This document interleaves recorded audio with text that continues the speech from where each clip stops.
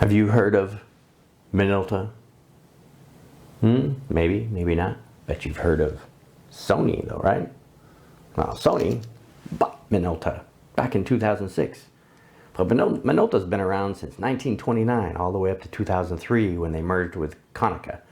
But Konica said, holy crap, what did we get into here? This is not working well for us. We need to get out of the camera business, and they did. And along came Sony, who said, hey, we're really good at making PlayStations and televisions. And stuff, I should say. So why not make cameras? And they did, and they're quite successful at it. So, Minolta, Sony. Minolta, this week we're talking about a couple of lenses from Minolta. So stay tuned, I'll be back in a sec to fill you in about my 58 and 85 millimeter. Here I am, Vietnam. Rain is always coming down. Camera Talk with Dr. Scott. All right, this week we're looking at, again, some more vintage lenses, but these are, again, instead of a category of lenses or a family of lenses,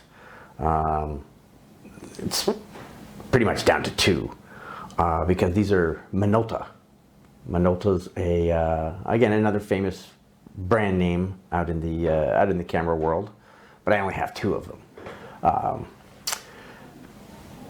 But they're two of the better lenses out there. So I wanted to give you a quick overview of both of them, as well as a brief, overview of Minolta as well, since they are a big name out there, just like Leica, or just like Canon and Nikon and whatnot, and nowadays, Sony, and so on and so forth. Anyway, to get down to the gist of it, I'm going to be introducing you to a 58 millimeter lens as well as an 85. So you take your 58, reverse the numbers, and you get an 85. So these are the focal ranges I tend to make most use of. So therefore, these two do me just fine. I don't really need, longer. That's what she said. Longer lenses or wider lenses in that regard. But quickie talk about Minolta. Again, it's a Japanese company that was founded in 1929, and they produced lenses, they produced cameras. They were actually the first ones to the market with autofocus in 1985. They had quite 4 to 5 years of head start on Canon and Nikon until they caught up with them and overtook them. But again, Minolta were trendsetters. They're an innovative company, but they went throughout their career, or their lifespan anyway. Starting off mostly with military work. In Japan they're called Minolta, and they began working with the military back in the 1940s.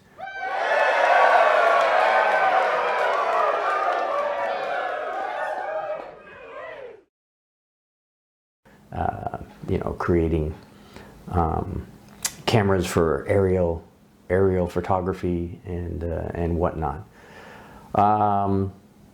They had a number of different factories around Japan creating these lenses at the time. Some of them were destroyed during aerial bombing and so forth and so on, but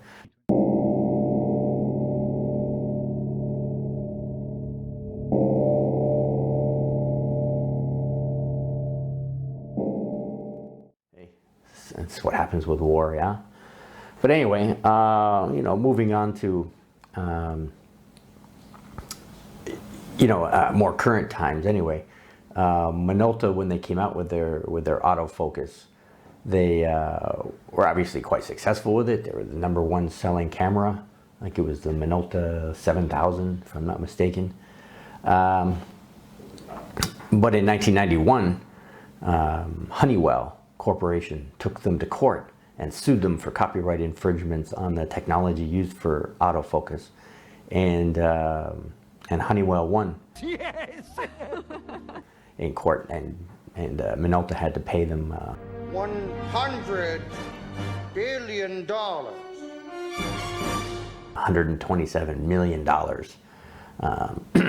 At that time, 1991. Now, of course, in today's money, 2020, that's 243-ish plus million. So 127, 243 million. That's a lot of money. Most companies obviously aren't equipped to be doling out that kind of money. So that put a hurt on Minolta as well. And you know, business wasn't doing so well for them, and they ended up merging with Konica in 2003. And you know, again, they were kind of, it didn't do much good for them. And you know, Konica decided at the time, that's it, we're out of the camera business. We'll just focus on photocopiers and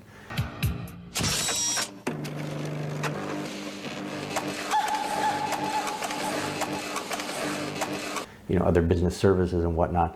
So they sold off their camera division to Sony, and we all know the story with that. Sony, you know, Sony took that camera business and off to the races they went, and were quite successful. Just happen to have one right here, you know. And of course, back in the day, you know, back in 2006, you know, the world was looking at Sony as you know, PlayStations and televisions and things like this. Wait a minute, look at this. PlayStation Classic. Like in cameras, yeah, whatever. We'll see how well you do in cameras. And Sony went out and showed the world what they could do with cameras. And anyway, not that I would be considered a Sony fanboy or anything. You know, I have Sony, I have Canon, I also use GoPro, you know. I probably would have a Fuji and a Nikon as well, if I had the extra money. Nothing better to do than spend on that, or Olympus or Panasonic or any of those. They're all great cameras. So I'm not a specific brand fanboy, don't get me wrong on that. But anyway, back to the lenses. So as you see, my 58 millimeter here has a Canon lens cap on it because my Minolta lens cap cracked and fell apart. It was about 2 days ago or so. So I had this extra Canon one laying around, and you know, it's got the same, it's a 55 millimeter lens cap, fits on here perfectly, so why not? So let me introduce you to my 58 millimeter. This is a MC Rokkor. Excuse me. Now the Rokkor brand started in, and again, the 1940s for military applications, but it, you know, went all the way through to the 80s anyway for a name brand. It's kind of like Nikon and their Nikkor, or you know, other lens manufacturers use some elite names for their better products. But anyway, this one is a Rokkor PF and is 58 millimeter f1.4, and it is the MC2 version, which is you know, through testing and whatnot, proven to be the better version out of the 4 versions that they came up with. So this is the MC2, and this was produced between 1966 and 1973. You know, it's very comparable to the Takamar lenses that were put out there by Asahi Pentax group. You know, again, very smooth, very well produced. It's all metal. You know, the lifespan of today's lenses, you know, roughly is about 10 years before they start to crap and fall apart. You know, these lenses are 40, 50 years old, and they probably could go for another 40, 50 years, you know, if taken care of, and still work just fine. Of course, they're all manual lens. or manual focus, sorry.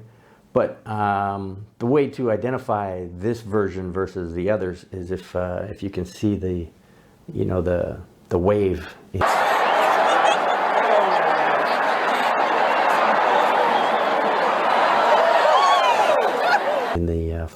In the focus ring, you know, it goes up and down like this. That's the desired model.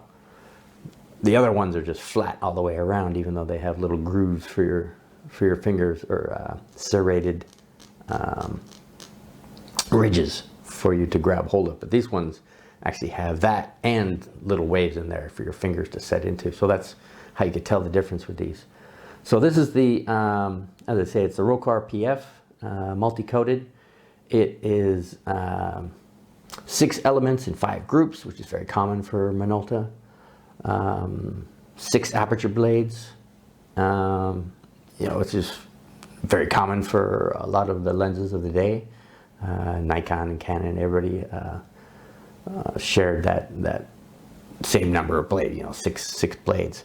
But you know, again, as I was saying, it's a great focal length. 58 is 50-ish. If you know, follow along with my channel, you'll see a lot of my lenses are 50-ish. You know, because it's a nice mid-range. You know, I like to shoot between 24 up to 135 in that range, but I just find personally when I'm grabbing a lens to take photos of my son. Fun! Wow! Son, and he is fun, by the way. And you'll see him. I'm going to use him obviously as a model for my demonstrations, because he's cute and he's cheap, pretty free. You know, obviously I only have to pay him with milk and attention. So anyway, how do we use these with modern mirrorless cameras with adapters? And this one is a Fuznid. I think that's how you say it. It's a Chinese adapter, which, you know, again, like most things made in the world these days come from China anyway. But there are a number of different manufacturers out there who make these, and they're obviously not rocket science. As long as they have the right dimensions, the right distance between the sensor and the lens, they work just fine. So let me do my usual operation here and take a photo of my Canon M50, which is filming this episode right now, and I will show you what that looks like, as well as add some include some photos of Dylan again as my little model. So let me do that for you. Let me get first. Let me make sure f16 is probably not what I'm looking for. So let's open that up to 1.4, and again let me get focused in on the end of the 15 to 45 millimeter lens, which is on my Canon. 1, 2, 3.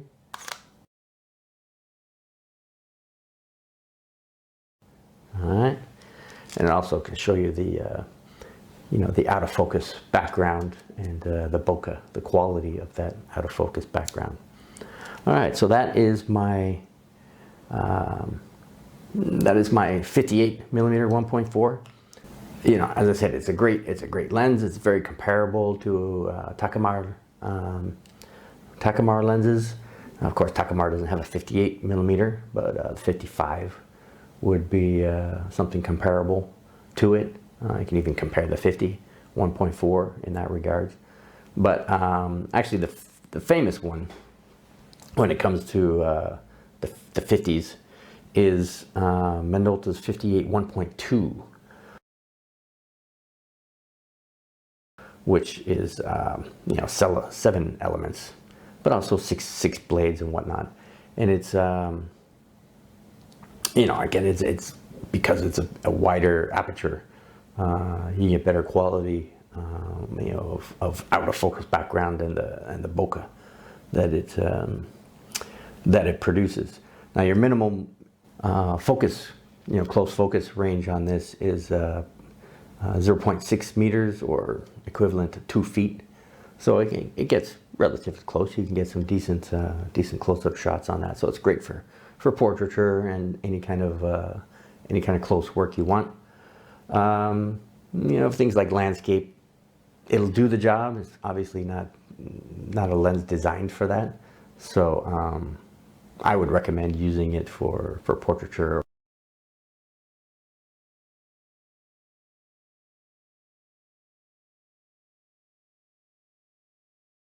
For street photography, anything where you're looking at smaller environments, not so large. So that is the 58. So let me move on now to my actual one I think is my favorite out of the two, and that is the 85. So let me switch off the adapter here. Hold on a second. All right, so let me put the adapter on my 85, and let me talk about this for a second. Now this is the MD. So this was an MC. This is an MD 85, and at this point they've actually dropped the Rocar from the title. So this is just MD 85 f2. If I grabbed some of my 85s back here, whether they're the Jupiter or my Canon 85s or my Nikon 85s or any of the others that I have, they're quite a bit beefier. It matters. So this is, again, a great design. You can stick these in your pocket and everything. Now 85, of course, is the favorite for portraiture. It's ideal for that. It compresses backgrounds and everything well. Gets great out of focus without flattening the features like longer focal length will do. The 135s or the 70 to 200, which is a favorite for a lot of people, but it tends to flatten the features on the face. Versus an 85, which looks much more natural in that regard. And same with the 50s. Have a problem with with distortion if you get a little too close or off center in that regard. But anyway, this particular one here I purchased had the rubber ring around it damaged, so I just replaced it with a foam ring. So it's not the prettiest. Now for something completely different. Looking thing in the world, but it works. Your fingers can grip it and whatnot and get a good turn. So let me get you a photo again of the camera taking this video right now. Show you what that looks like as well. Like I said, taking pictures with my son Dylan. Now, one of the, again, reputations of this lens is that even wide open at f2, it's already sharp. And, as you've probably heard or experienced yourself, most camera lenses, especially the vintage ones, the wide open is not particularly sharp. But this one is. So as I say, let me focus in on the end of the barrel so you can see for yourself what that looks like. 1, 2, 3.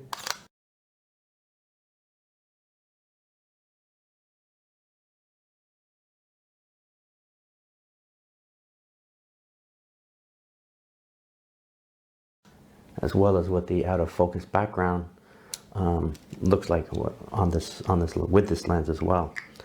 So so that's pretty much all I wanted to talk about with with these lenses. And there's plenty of other sites out there as well on the internet, as well as YouTube videos, but Really, there's not a lot of stuff on YouTube about the MD85 f2, but you can find a lot of written stuff, you know, from Philip Reeves and others out there that can tell you about this lens. But I highly recommend it for those who are into portraiture, such as myself. This is a great lens. It's, as I say, it's small. It's really sharp. The out-of-focus background isn't the greatest in the world, but it's still pretty good. You have to watch for some color fringing, maybe at the lower, as in the wide open. You know, if you have high contrasty areas or backlit areas, you can watch for that. But generally, you know, like most of these lenses around f4, f5.6, all that stuff clears up and goes away. You know, versus this one wide open, you know, it's a tad soft. Ouch! But again, sharpens up. You get to f2, f2.8, and it sharpens up really well. And for, you know, a lot of modern lenses start at 2.8 anyway, so you're getting the benefit of that. But again, because this is modesty photography, all about saving you money, they're relatively cheap. You know, we're talking $50. That's what I'm talking about. For something, as opposed to hundreds of dollars for something that's really hard to tell if you do a side-by-side comparison on them. And same with the 85. So they're relatively inexpensive compared to today's lenses, but their performance is outstanding. You know, for the money that you get. So anyway, that's again, all I wanted to talk about this week was just a quick look at some Minolta lenses, and just like everything else, you know, I'm here to try to introduce you to some of the options you have. You know, being new to photography or into photography, you don't have a lot of money, or you're looking to save money. This is definitely the way to go. I mean, just like every other photographer, you know, I would love to have some of the better lenses that are out there on the market today, but they're expensive, you know, for $1,000. Show me the money! Some are, you know, like the new Canon lenses. What is it, 28 to 70 or something? It's like $3,000. Oh my God! Oh my God! I could buy a whole whack of great lenses like these for $3,000, but even then, you know, I still don't want to waste my money on something like that. Now, for those professionals out there, of course, you know, you make a living off of photography. It's all about, you know, the quality and the ease of your job and autofocus and the speed of it and so forth and so on. It's worth, you know, it could be worth it to you to spend that kind of money. But for me, you know, I'm looking at saving you money as well as saving myself money. So that's it for today. That's Camera Talk with Dr. Scott, and this was Modesty Photography. Remember to subscribe, hit that like button, and remember, you belong here at Camera Talk. So we'll see you. Have yourself a great week and a great weekend, and we'll see you in the next video. All right, take care. Bye-bye. Here I am in Vietnam. Rain is always coming.